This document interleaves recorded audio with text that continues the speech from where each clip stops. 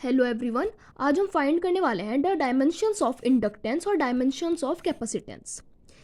जो इंडक्टेंस है उसे हम डिनोट करते हैं कैपिटल एल से और कैपेसिटेंस को हम डिनोट करते हैं कैपिटल सी से। क्लास 11th के फिजिक्स के चैप्टर 1 में सिर्फ हमें डायमेंशन फाइंड करनी है, हमें इनके बारे में कुछ ज़्यादा नॉलेज नहीं लेनी है, ना ही उसका कुछ फ़ायदा होगा। इसलिए हमारे पास एक बहुत सिंपल सा तरीका है, दो फॉर्मूले हैं, दो फॉर्मूले की हेल्प से हम ईजिली इंडक्टेंस की भी डायमेंशन और कैपेसिटेंस की भी डायमेंशन फाइंड कर सकते हैं। अब ये हमारा जो इंडक्टेंस है, इंडक्टेंस की डायमेंशन फाइंड करने के लिए एक सिंपल सा फॉर्मूला है, L/R is equals to T. T से हमारा टाइम है, R से हमारा रेजिस्टेंस है, और L से हमारा इंडक्टेंस है। ठीक है। एक दूसरा फॉर्मूला है हमारा कैपेसिटेंस फाइंड करने के लिए, R multiply by C is equals to time. T से हमारा टाइम है, R से हमारा फिर रेजिस्टेंस है और C से हमारा कैपेसिटेंस है। तो इन दोनों फॉर्मूले से हम एक से इंडक्टेंस निकाल सकते हैं और एक से कैपेसिटेंस। अब अगर हमें इंडक्टेंस निकालनी है और कैपेसिटेंस निकालनी है तो उसके लिए हमें रेजिस्टेंस भी पता होनी चाहिए और टाइम की भी डायमेंशन पता होनी चाहिए। रेजिस्टेंस की डायमेंशन अभी हम निकाल लेंगे और टाइम की डायमेंशन तो हमें पता ही है, टी मतलब टाइम की डायमेंशन टी की टी ही होती है ना। टाइम को हम किससे डिनोट करते हैं? टी से, तो डायमेंशन टी। सिमिलरली इसमें भी अगर हम रेजिस्टेंस फाइंड कर लेंगे और हमें टाइम की डायमेंशन पता ही है जो कि टी है, तो इससे हमारा कैपेसिटेंस आ जाएगा। अब देखते हैं रेजिस्टेंस कैसे फाइंड करेंगे। क्लास 10th में एक फॉर्मूला था ओम लॉ का कि V is equals to I R. V से वोल्टेज, आई से करंट, आर से रेजिस्टेंस। अब अगर हम वोल्टेज की डायमेंशन फाइंड करें, work done upon charge. Charge की डायमेंशन कैसे निकालेंगे? एक फॉर्मूला था current is equals to charge upon time. तो यहाँ से T इधर मल्टीप्लाई हो गया तो A multiply T is equals to Q। Charge की डायमेंशन A मल्टीप्लाई T आ गई। I को हम A से लिखते हैं ना, करंट को हम A से डिनोट करते हैं डायमेंशंस में। सो यहाँ पे A मल्टीप्लाई T हमारी चार्ज की आ गई। अब वर्क डन की कैसे निकालेंगे? ML/T-2, ये हमारी वर्क डन की हमारी डायमेंशन होती है। अब अगर इसे हम चार्ज से डिवाइड कर दें A/T से, तो यहाँ पे हमारी वोल्टेज की डायमेंशन आ जाएगी। अब फाइंड करते हैं इसे, ML/T, ये T ऊपर चला गया, -3A-1, ये हमारी आ गई वोल्टेज की। ठीक है। अब इसमें से पुट करते हैं, वोल्टेज की हमने फाइंड कर लिया, ML/T-3A-1 is equals to IR। I को A एम्पियर होता है ना, मल्टीप्लाई बाय R। रेजिस्टेंस हमें फाइंड करनी है, A नीचे चला जाएगा तो ML/T-3A-1 divide by A is equals to R। तो हमारी जो रेजिस्टेंस की डायमेंशन कितनी आएगी? ML/T-3A-2। A यहाँ पे हमारा पॉजिटिव में था तो ऊपर आके नेगेटिव में हो गया, तो -2 इज इक्वल्स टू R। तो हमारी रेजिस्टेंस की डायमेंशन तो देखो भाई आ चुकी है। एक बार दोबारा रिवाइज करते हैं, हमें इंडक्टेंस की डायमेंशन फाइंड करनी है, कैपेसिटेंस की डायमेंशन फाइंड कर ली है। उसके लिए हमारे पास दो फॉर्मूले हैं, L/R is equals to time, एक है R multiply by C is equals to time. दो फॉर्मूले में पता है। ठीक है।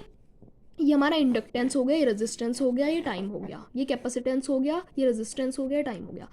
टाइम की डायमेंशन पता है, इंडक्टेंस की फाइंड करनी है और रेजिस्टेंस की भी हमें पता होनी चाहिए। अगर हमें इंडक्टेंस की फाइंड करनी है, एक वेरिएबल की फाइंड करनी है, तो बाकी दो तो पता होने चाहिए ना डायमेंशन उनकी।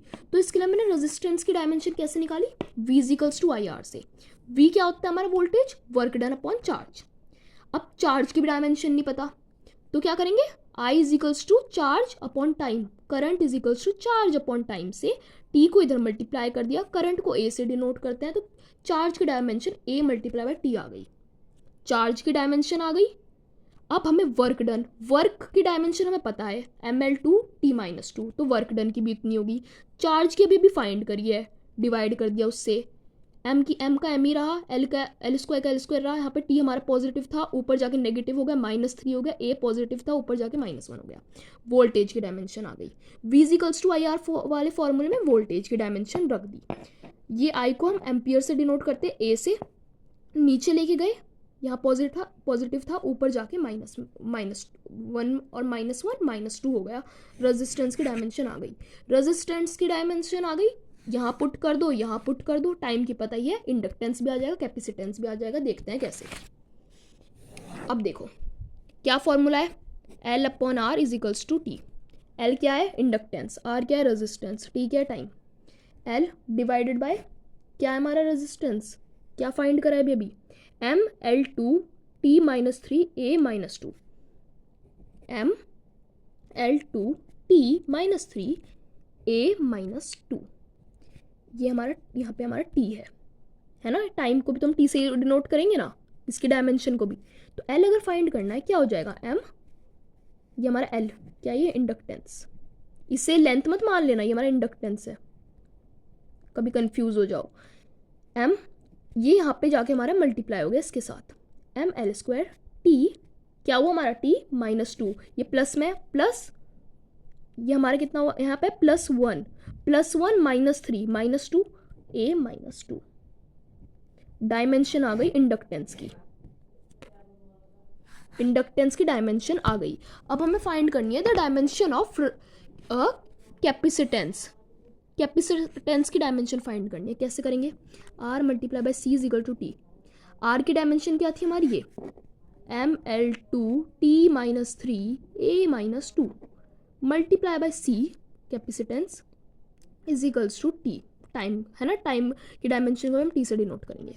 अब देखो अगर सी की हमें डायमेंशन फाइंड करनी है तो टी डिवाइड बाय इसे इधर पहुंचा देंगे, M L two T minus three A minus two कितनी आएगी, टी है ये आई नहीं है टी, एम को ऊपर लेके जाएंगे माइनस वन, एल को ऊपर लेके जाएंगे माइनस टू, टी को ऊपर लेके जाएंगे माइनस था तो प्लस हो जाएगा ना, प्लस थ्री और प्लस वन, ये प्लस वन यहाँ पे है टी का, तो टी की फोर और ए को ऊपर लेके जाएंगे टू, तो हमारी कितनी I am minus one L minus two T की फोर और ए की टू, तो ये हमारी आ गई कैपेसिटेंस की, ये क्या है कैपेसिटेंस, कैपेसिटेंस।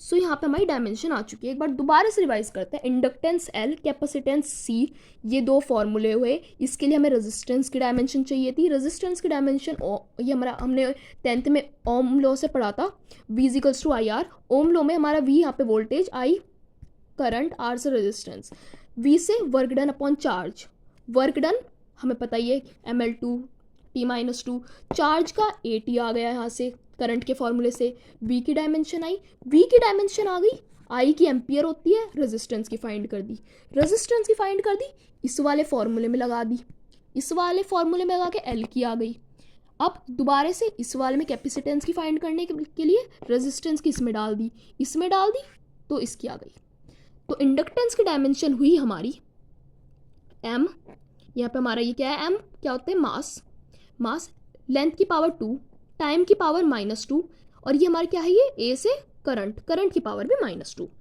अब यहाँ पे कैपेसिटेंस की क्या हुई, मास की पावर माइनस वन, लेंथ की पावर माइनस टू, ये क्या है हमारा टाइम, टाइम की पावर 4, और ये क्या है हमारा करंट, ए से हमारा करंट, करंट की पावर भी 2। सो ये हमारा आ गई है हमारी dimensions. So I hope you like it, okay bye.